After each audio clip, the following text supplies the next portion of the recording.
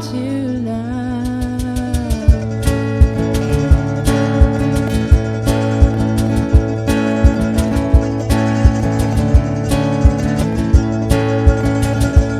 I'm a hot mess, you're a fire breather.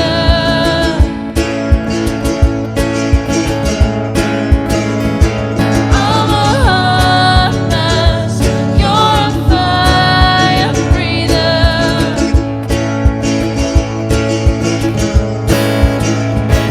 I'm a hot mess, you're a fire breather.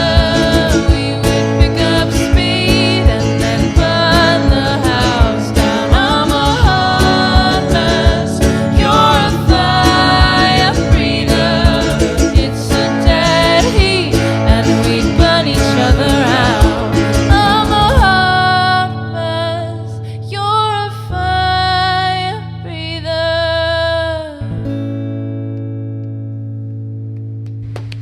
Woo! Yeah! Beautiful.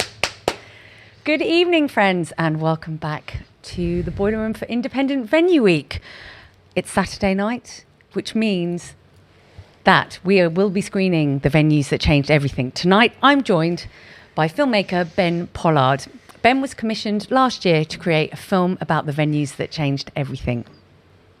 So, as I said, tonight we'll be screening the documentary and we'll be having a chat with Ben afterwards. But without further ado, let me introduce the man, the myth, the legend himself. Mr. Benny P is in the house at the Boileroom. How you doing? I'm very well. Thank you so much, Tom. I've never been described as a myth before. So thanks for that. Appreciate it. Oh, well, you know me. I love to wax lyrical when I can. I thought it might be quite nice for you to introduce the film before we screen it. We are going to have a chat afterwards. But yeah, for the time being, would you like to intro it and we'll grab our popcorn? Have you got some popcorn near you? I know I certainly have some. Oh, who put this here? I know, right? Let's get our popcorn. Frida's down there. Fantastic. We're set. Yeah. In that case, hello, friends. Hello, music fans. Hello, Mum. My name is Ben Pollard. I'm a Guildford born and raised filmmaker. Here's a film that I made earlier this year about the important role that music and independent music venues played in building a bridge between black and white communities at the beginning of the 21st century.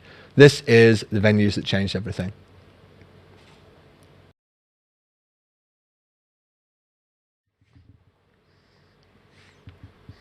Pretty powerful. Yes. Thank you so much for bringing that in and letting us share it tonight. That was my pleasure. Thank you for inviting me. No. It seemed like the ideal opportunity. Excuse you. And again, She's the okay. ideal opportunity in which to share the message of the film.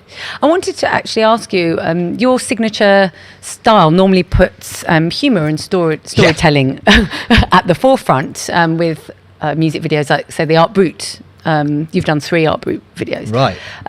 How did you find approaching the narrative in the venues that changed everything? Because obviously it's very powerful and quite serious. Yeah, I don't know if you watched the film, Dom. There's not a lot of room in the subject matter for cracking wise. Exactly. Exactly. So it was a new challenge. It also came with being asked to, full transparency, it wasn't an idea I came up with to do. I don't know if I'm necessarily qualified to do that. Yeah. But I got asked to do it with maybe like 3 weeks to go into a hand in. So it was a scrabble, but it was so much fun to do, and I learned so much, and everyone that I worked with along the way was great, and I'm happy with what we got. But in terms of like trying to get humor into it, I mean, I tried where able, but it's not funny. I don't know. It's not really something that isn't worth joking around too much. I mean, Rhoda, who's the subject of the film, she's great. She's got such a good sense of humor. I immediately knew we were going to get on when we first had our first Zoom meeting together. During lockdown, I've not spoke to a lot of people. My social skills weren't feeling particularly sharp.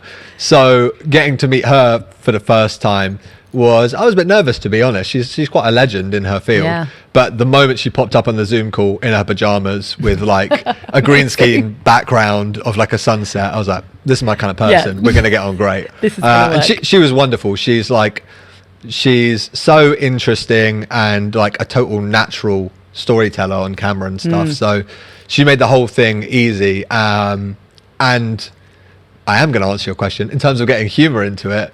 Yeah, I don't know. She made that whole process so much easier by just being so immediately likable. But yeah, it didn't seem like the right venue or the right video to try and be super funny in it. Yeah. But I guess that had value in it in itself. I got to explore a different side of what I am like as a director, I suppose, whereas usually I'm just trying to make people laugh.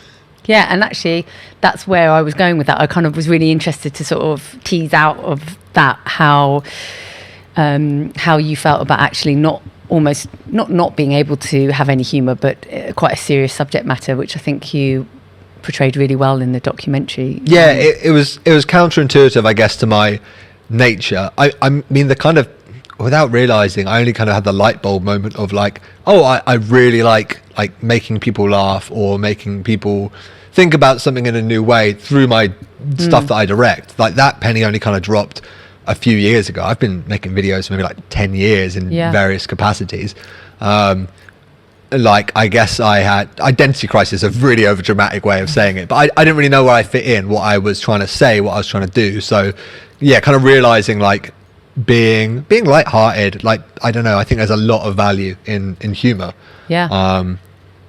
So coming to that revelation was really great for me, and it's you smell something? Your cat, probably. Probably my cat.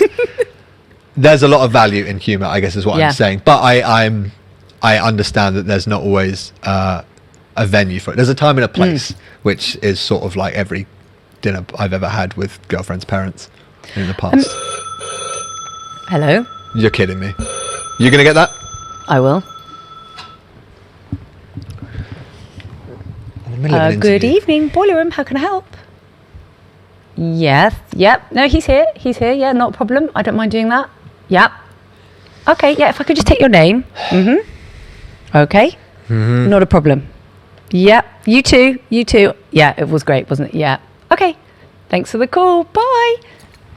You didn't think about unplugging the phone before we started doing this. I'm so sorry. It's just quite inconsiderate. Well, it was actually Pauline on the phone. Okay. Yeah. And she wanted to know what venues have changed everything for you.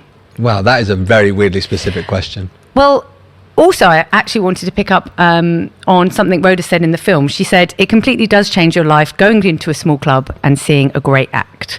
So I guess her comment in the film, plus Pauline's question, is what venues or moments can you recollect from, artists that... Venues, influential venues. Sorry, I'm thinking... If only I could think of a few. Maybe the popcorn in my mouth. Yeah, I mean, this stuff is not good. It's going to get stuck in your mouth. Yeah, no. Jokes aside, something I don't say too often, Boileroom has been hugely, you know this, Don, Boileroom has been such an important venue for me for so many years through all the different phases of my career, not only as a filmmaker, but someone that used to put on shows, someone that used to run a label.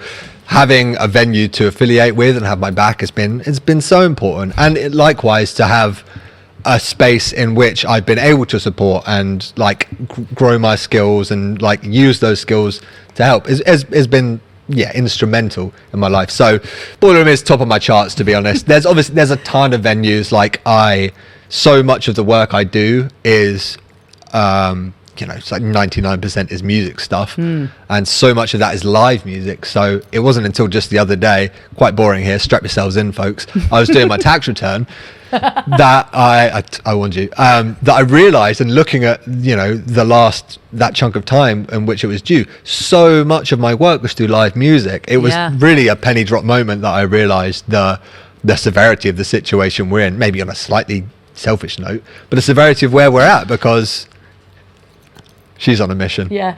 It's all about her tonight. Yeah, man. Indie venues are well good.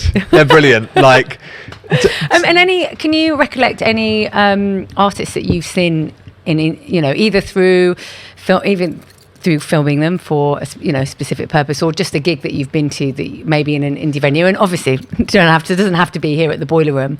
Any that spring to mind, and if none spring to mind now, we can come back to it.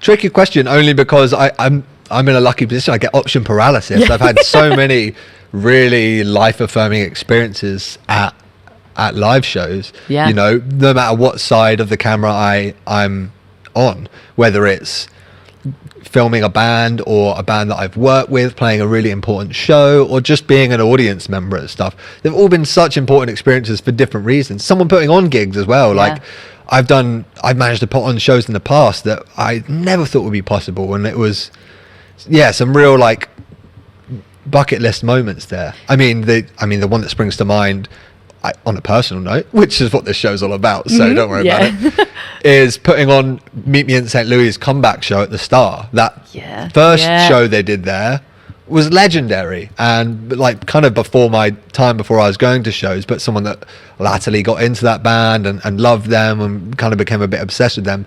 But when they did their comeback, for lack of a better expression, to be involved with that in any capacity was exciting, but then to be asked to do their final show was like amazing. And that was the last show I put on, because I kind of set out what I wanted to do, which was an amazing feeling. I never thought that would happen. In the film, you all the interviews with Rhoda are at the 100 Club, right? So I don't know if you've seen a show at the 100 Club, but it was really nicely shot with her in the foreground, and some of the great pictures that they have there of some of the people that performed. Did you feel that sort of that amazing energy in the history? I mean, it's something I love about the 100 Club. You almost can smell the sort of the sweat and the kind of history that's just there from all the years and all the artists that have performed. Did you kind of go around and go, oh my god, show? Because I saw Rhoda was doing that in some of the footage. I've been lucky enough to go there a couple of times for work stuff, to film things, and it is, if ever there was a venue to talk about having a history, it's there. It's gone on for so long against all odds. The team are so dedicated to doing what they do, and it's the venue that I can bring up with like friends' dads, and they're like, oh yeah, great. But the experience of me going now and them going when they were my age or younger is no different, because they've always stood for the same thing, which is so cool and so exciting. But quite right, going around with Rhoda, getting footage of her, looking at all of these artists there was really interesting because of the person she is. A lot of these people she knew or had a great story about as well. So it was very genuine, the way that we managed to get footage of her interacting with all these images. And there's some great archive footage in there as well. Right. So some of Brixton as well in the 60s, or it could be even before. How was that, kind of going through that? Did you just have access to an archive of lots and then had to go through it, or were you sort of signposted with Rhoda and she was kind of use this or don't use this? Did you little of column A, a little of column B? I mean, shout out to British Pathé, they really had my back on that one. It's not cheap, but it's worth its weight in gold. I suppose the story she was telling really helped guide the footage to get. That's like weirdly one of the most time-consuming processes of making a documentary, is having that one shot in mind. And obviously in the current climate we're in, you can't necessarily go out and get it, or travel back in time to Brixton in the 60s necessarily very easily. So finding the specific shots to match up, you don't even know if it exists. So trawling through loads, and that's where a lot of your budget goes, because you find the one finally and you go, well, I have to use it, don't I? It was the way she told the story was kind of instrumental in the type of footage we'd use. But equally, every now and then you'd get just the appropriate shot that it would go on to shape and influence the whole structure of the film. With the film, we focused predominantly on where Rhoda grew up and lived around Brixton and London. She talks about the Caribbean Club, which is the club her dad set up. You yourself, though, have obviously travelled around the globe with lots of different artists. I was going to ask you about some of your favourite destinations, or any of your of the trips that you've done that you could. I know you're going to have option paralysis. I can see it setting in right now. I don't feel cool saying that, because it sounds gloaty to be like, I've gone to all these cool places. How can I pick? But well, especially in times where we actually can't go anywhere, sometimes it's nice, isn't it, to reflect back and be like, I remember when I did that in that country, you know. Again, looking at, to go back to my tax return, I am an interesting person, honestly, I swear. To go through that and see like, oh, that was a job that I got to fly to this country and do that. Oh, this money I earned from having this experience in a place I never would have gone before was like humbling is the word for it, I guess. But ones that stand out are, I was lucky enough to be involved in Slayer's final tour, one of the most iconic metal bands of all time. Like, yeah, no small order. It was intimidating, but like an incredible experience. I will genuinely always remember that, because I had so many moments I just couldn't believe I was there. The one that really stands out to me is being in Chile. So Tom Araya, who is the singer of the band, he's Chilean. He was born and raised there, but he moved out to the States to try and have a music career, because it's much harder to do that in South America. So him coming back there to play his band's final show, he's like a god on earth there. It was like nothing I've ever seen. Wow. People were throwing themselves at his feet. People were bursting into tears at the sight of him. I ended up getting roped in to do the photos of some of the band's meet and greets they do. And at all the other ones we'd been to some venues in the States before. And, you know, the fans would excitedly come in and shake the hand of every single member. But all the ones in Chile, they would just barge past the other three members straight to Tom and be like, it's so good to meet you. You're an amazing person. So to be with him through that was amazing. To be involved in the band walking on stage in Chile was like nothing else. All the members of crew had said like, oh, you've not experienced a show in Chile before, just wait. A lot of their shows had like these crazy pyrotechnics. The final shows, they had pyrotechnics that came down from the ceiling. They had upside down crucifixes made of flames. Wow. They don't mess around. Yeah. And how do you find, if you're trying to capture that when something it's so big, do you just kind of like choose moments, or are you constantly trying to pull back to watch out for the pyrotechnics, as I almost learned the hard way. Really? But I don't know, it's all about the atmosphere for something like that. It's as much about the fans experiencing this legendary band who, you know, they had like a greatest hits album. Their greatest hits album came out the same year I came out. Like, they have been around for so many years, have influenced so many people, controversial in some ways, but just to see people experience that for the last time, to go out there and like interview their fans was such an incredible experience. They are so passionate, so dedicated, and for the most part really down to earth. It's like this weird, oh my goodness, you think after the last one I know. Could be a wrong number. I hope so. Good evening. But it's a sales call. Yes, this is she. Yep. Okay. Can I just take your name first? Yep, I can. Yep. I can definitely ask him about that. I can definitely pass on your congratulations. Somebody called Duncan. I don't know if you know Duncan. No. Okay. No, I know Duncan. You know Duncan. Okay, Duncan wants to know. I bet he does. Firstly, he says congrats on the film.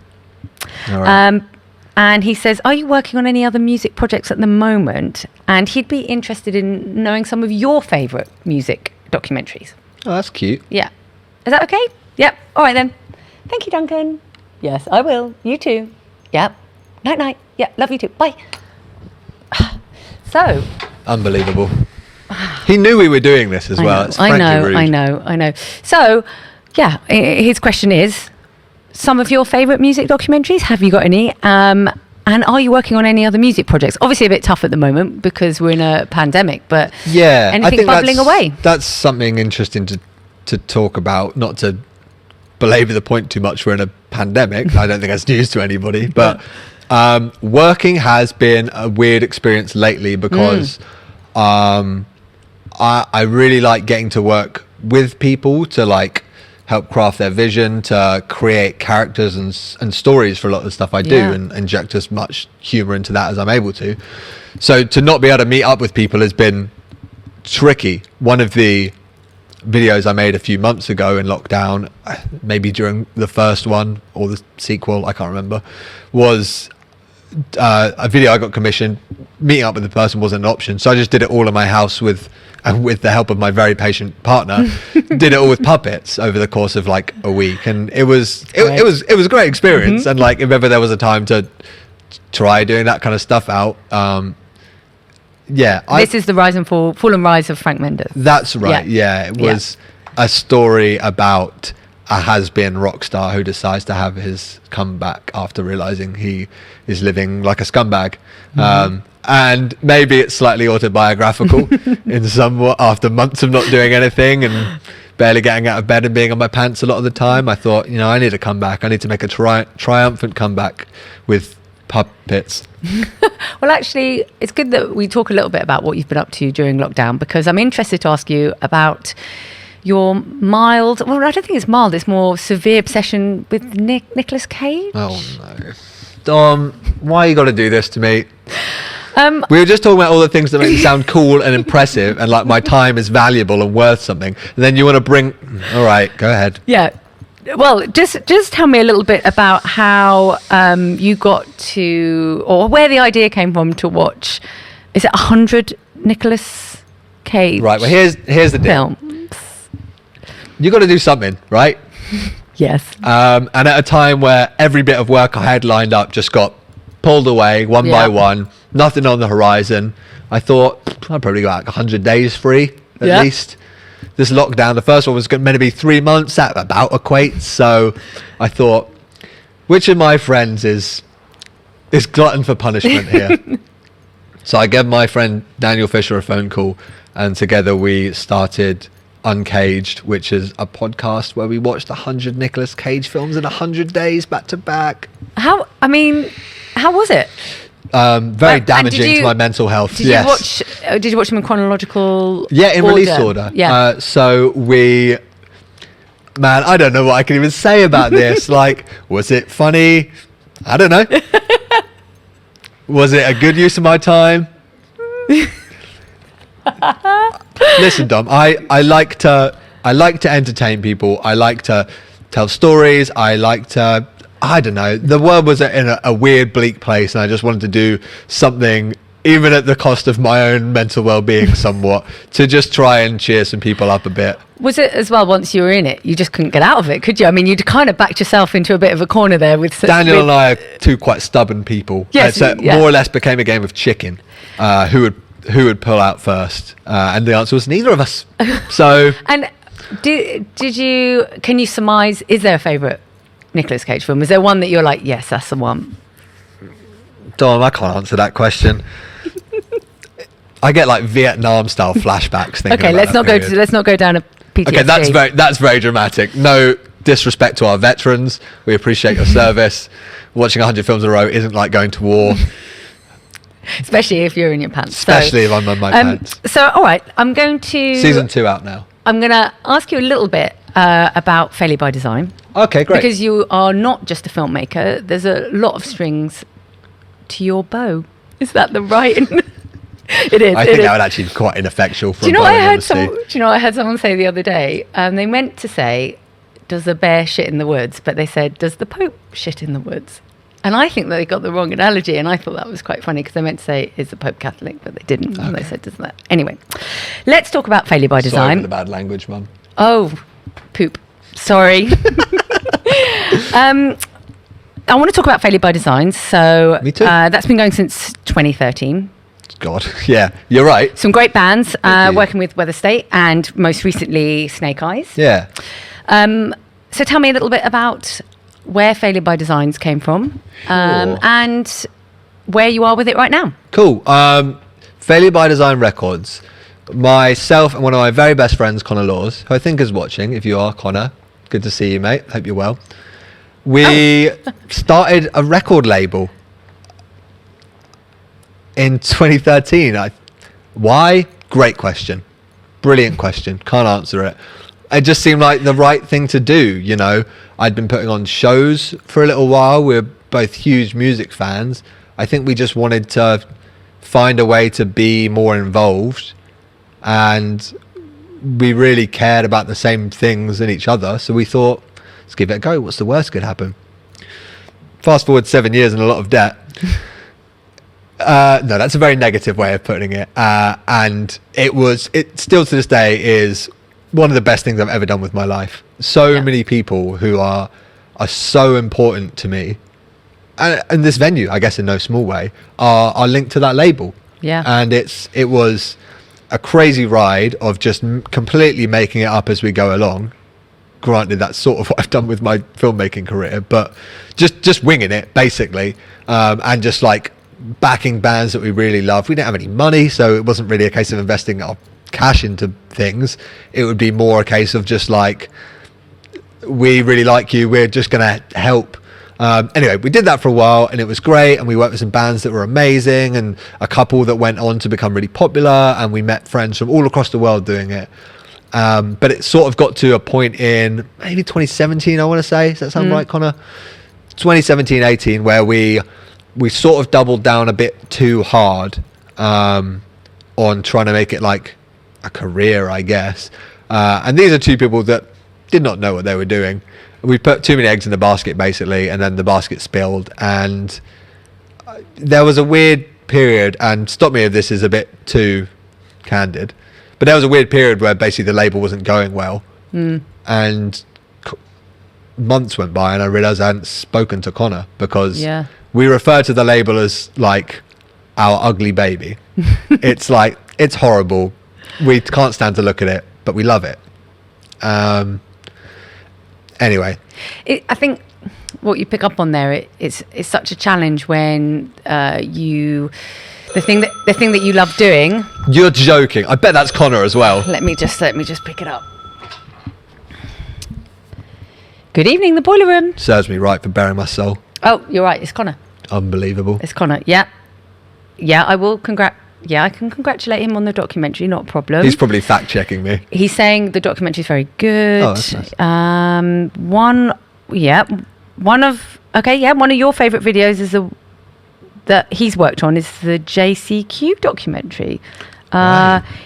And you want him to share some stories from that tour. Yeah. Okay. Not a problem. I'm sure he won't mind. I'm sure he'll do that. He's nodding his head. All right then, Connor. Yeah. Take care. Bye. Thanks for the question. Yeah, that's a deep cut. Yeah, right. But before you answer that question, I just want to pick up on that. Anyone that's watching that does run their own business. Sure. And I think it is that transition, is that when you love something and it becomes your job, it's how you keep the love going for it, because ultimately it becomes a job. Absolutely. You put that perfectly. And I'm sure you experience that with this very building all the time. You get into it because you love it, but there are days you don't. And one of the moments, I guess just to close the thought on the label, was I had a day where I chatted to someone and they basically phrased it like, I was describing the label and I was like, it's this sort of thing we do and it's fun sometimes, but I also lose quite a lot of sleep and money about it. And they went, what you describe is a hobby that you don't like. And if you were talking to me about judo, I do judo as a hobby, but I don't really like it. I always get my ass handed to me. You'd quit. And I don't know, just to see it objectively like that made me kind of go, huh. Anyway, I'm going to fast forward the story now. Connor and I met up. We had a great time hanging out. This is years ago. We had a great time chatting. We talked about everything that wasn't the label. And at the end, it was sort of like, this still works as friends. The business doesn't. Yeah. Let's just wind it down. Yeah, sometimes you do have to be kind of brutally honest, don't you, with yourselves? Yeah. And even, especially when you work with friends. Totally. And you're in a creative industry as well. It's so hard sometimes to have the separation, or to be transparent, or to be able to sometimes step back and see that, but one thing I would say with that label as well is that it created such a community of people, and it acts as a facilitator, I think, when you are the linchpin of lots of things that are going on around it. Right. So sometimes it's not even the sum of the parts, it's all the other, and I think the Boileroom is like that sometimes. Totally. It's all the other things that it can influence, as well as what you're just doing personally, if you know what I mean. And I think something like GU1 Punks, Failure by Design, all the things that you do influence so many other people to go on and do other things. So, and that's a great nice thing thing to say. I appreciate that. Yeah, it was. Yeah, you're completely right. It's the ripple effect doing something like that was really important. And now the label still functions, albeit in a very different form, but it's way healthier for everyone involved in the way that it does run, and arguably more successful than it ever has been. So you live and you learn, I guess, is the moral of that story. So let's move on to So JCQ. Connor was asking about a film I did with a band called the JCQ, formerly called the James Cleaver Quintet, which I think I did in maybe like 2013 or something like that, a long time ago. It was one of the first things I ever did, the first tour I ever went on. And this is a band that a friend of mine, Martin Ruffin, joined a little after the band's inception around their first album tour. And then at a festival they were playing, I met up with him and then met the rest of the band, and they were this ultimate group of oddballs. Every member of the band so different, so weird, so interesting, so brilliant in their own way. It was a real, I've got to come on a tour with you. I've got to see what this is like. This shouldn't work, but it does. Let's make a documentary about that. So I was fresh out of doing like a college course in, I guess, media. It was very poorly run, Dom. There was, I think, 20 different tutors along the 2 years. Everybody failed. So yeah, it wasn't great. But you probably learned something else off the back of that, though. Yeah, I was sort of, I don't think anyone else, I'm not in touch with a lot of people, I don't think anyone else that was on that course does anything to do with film. But I guess being stubborn, I was like, well, no, I'm gonna just do something. And I learned more on that 2-week tour than I did in 2 years of like film school, because I'm like a real learn by doing type of person. So I really do owe a debt of gratitude to that band, because they took a chance on me as much as I did on them, you know, and we made a really stupid, ambitious film at the end, which was like, I have no idea if it's aged well at all, but it was great fun. And yeah, I just learned a lot, not only about making videos, but just about how touring works and about meeting new types of people and adapting to situations. And there's some really nice moments of like friendship and insanity in that film. Good fun. I love that, friendship and insanity. I think that we had an off day, but we went to Alton Towers, and 2 members of the band, who I won't say which it is as a nice surprise, decided to take LSD, and it was... I go to Alton Towers? Oh my God, that sounds so scary. Yeah, it sounds horrifying, but it's great fun to film.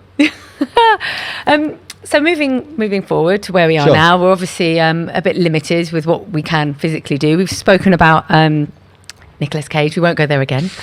Are there any other projects that you're kind of working on? Been asked a question about musical projects, but are you sort of, when you can get back to anything, is there anything that you'd like to get on and start doing, or are you kind of going to just wait and see where the flow takes you, really? A good question. I've never been much of a big picture person, maybe for my sins, maybe I should, but I don't know, I've always sort of rolled with the punches, but definitely this recent period of history has taught me a lot about having a bit of a plan and working towards something. And I'm gonna be like that person that's like not showing all my cards, but I got a couple of things. I got some things in mind. I've still got some points I want to prove and some things that I want to make with making films. Definitely. I want to keep expanding what I do with music videos. A band that I work with regularly called Weather State, who I love really dearly. They're like one of the most trusting bands I've ever worked with. They let me get away with murder for their band. I sort of do all their visuals and everything for it, and they put a lot of trust in me, and I appreciate it. For their last album campaign, which is one of the last releases we did on the label, on Failure by Design Records, they just kind of handed over the keys, and I made a shot-for-shot remake of a Green Day video, which is a ridiculous thing to do, and it's stupid. But the fact that they gave me the trust to do that was great, and it paid off. You know, that whole idea with that campaign is that let's just do stuff that makes us laugh, because if we're not enjoying it, what's the point? And I guess that was, in no small way, that was quite a big moment for my career, because that's sort of been, I guess, a bit of a mantra that I've adopted, and I don't know if that's a very good one to have, but if I find it funny, at least one person does. Yeah, and I think as well, like, looping it back into the venues that changed everything, I think what that documentary also showed is that it's so important that we do document everything, you know, as much as we can, and it's so vital for us to be able to go back and reflect. Absolutely. And currently, with what's happening now, you know, it is great to be able to look back on the work that you've done, you know, during, you know, better times when we could, you know, travel around the world, and, you know, we can watch live music, you know, and people like yourself documenting it. So it's so odd to be nostalgic for a time that wasn't that long ago, right? Exactly. And I definitely, there's a real beautiful mundanity to everyday life that I really yearn for a lot. I do a lot of, outside of making videos, I do a lot of filming, just on a little handy camera of just like random stuff around the house with me and my girlfriend hanging out, and, you know, filming the cat. And like just those weird things that are so inconsequential, but you know, when you look back at it in 20 years time, or you have a family that you want to show it to, it's going to be so important. And I don't know, there's so many things that I wish I'd pointed a camera at in a non-cinematic way that happened before the last year of history had happened, just to look at. And like, I think it's fine to be nostalgic and kind of soppy for those sorts of things, because it's, I don't know, I think that's a really human feeling. Yeah, and one thing I thought was, you know, all those times where you've taken crappy footage at a gig on your phone, I actually have gone back and looked at them during this lockdown, and I've been like, oh yeah, I remember that, and I'm actually quite glad that I have got that footage. And actually, on that note, I was just going to say thank you for sharing, you know, the documentary with us. It's been really great chatting to you tonight. Likewise. And I'm guessing you're in all the obvious places online. If people want to find out, obviously, more about you, they can. I want to thank everyone for the questions that they've sent in. Yeah. Thanks, Connor. Thanks, Duncan. Thanks, Pauline. Well remembered. Your memory is like bash, bash, bash.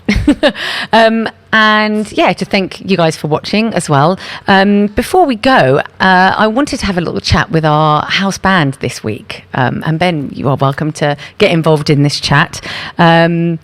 The Chocolars, can you hear me? We can. Yay! Jesus. Don't worry, they're not behind you. How are you all doing? Never been better. Good. We're in our nice little home over here that we've been dwelling in all week. I've heard they haven't let you leave. It's awful. Now, you've been playing for us all week. You've been playing some amazing covers of some of the artists that we've had in. I wanted you to firstly introduce yourselves to our fine viewers at home, and also introduce the song that you're going to be playing to close the show tonight. So we are the Chocolars. My name is Luke. I'm Bryony. And I'm Jake. And Bryony, do you want to tell us about the song? Can do.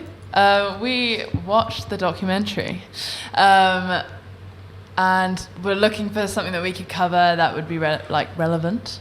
And we saw the clip of Gino Washington and the Ram Jam Band, and we thought that's our kind of thing. So we listened to it, and we've chosen "If This Is Love, I'd Rather Be Lonely." It really reminded us of a band we all really like, and we actually discovered in lockdown together. It really reminds us of Black Pumas. Obviously, as Jake was saying earlier, it's kind of ironic that the Gino Washington were like, oh, this sounds like Black Pumas, which is completely the wrong way around. But yeah, he's ripping them off. Yeah. And also, weird link, Jake and I's dad saw Gino Washington at the 100 Club. Wow. Back in the day. That is a weird link. Wow. Synchronicity going on there. Show him the film, he'll love it. Yeah.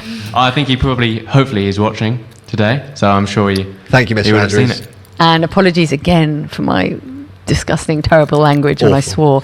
All right, well, I think then we should say thank you to you, Ben, again, thank you. And tomorrow night we'll be joined we'll be joined with, I can't remember the word that I want to use, Joe from Idols will be here, and so will Space. They're going to be chatting about Me EP, Joy and Brutalism, working and collaborating on those albums. But all that it remains for me to say tonight is thank you, and also a big thank you to the Chocolars, and over to them. Cool. 1, 2, 3.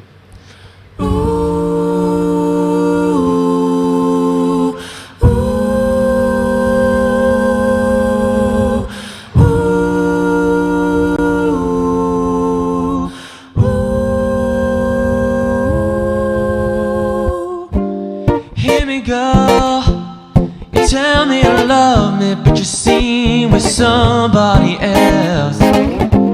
Hear me, girl, you tell me you want me, but I'm sat here all by myself. If this is love, If this is love, then I'd rather be lonely. If this is love, if this is love, then I'd rather be free. Your attitude has changed so much. It makes me feel like I've lost my touch. The things you're trying to do just ain't the same. Your love for me has changed into a game. If this is love, if this is love, then I'd rather be lonely. If this is love, if this oh is baby, then I'd rather be free.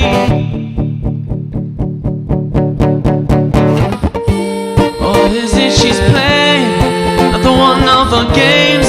Somebody tell me, is the girl real? Or is it she's trying to destroy this love that I feel? If this is love, if this is love, then I'd rather be lonely. If this is love, if this oh is baby, then I'd rather be free.